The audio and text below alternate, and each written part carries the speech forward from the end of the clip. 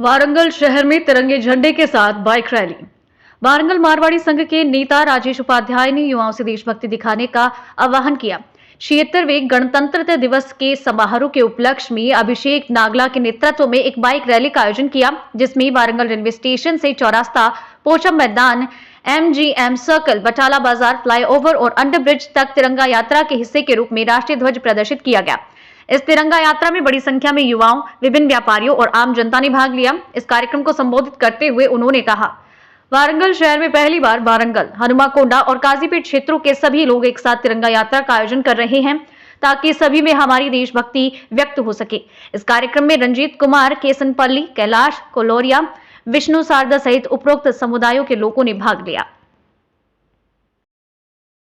भारत माता की जय, भारत माता की जय। మొట్టమొదటిగా నేడు 76వ గణతంత్ర దివస్ సందర్భంగా అందరికీ శుభాకాంక్షలు।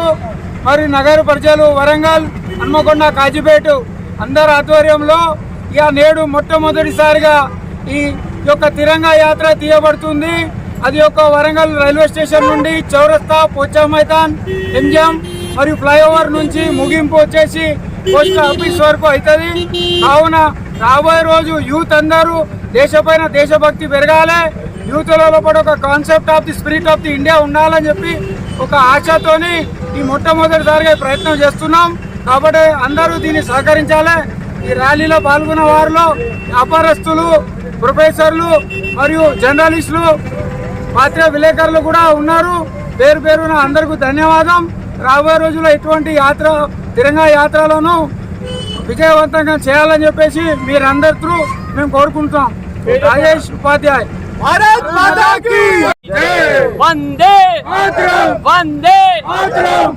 ఈరోజు మన వరంగల్లో మొదటిసారిగా గణతంత్ర దినోత్సవం సందర్భంగా మేము అందరం తిరంగా యాత్ర నిర్వహిస్తున్నాం।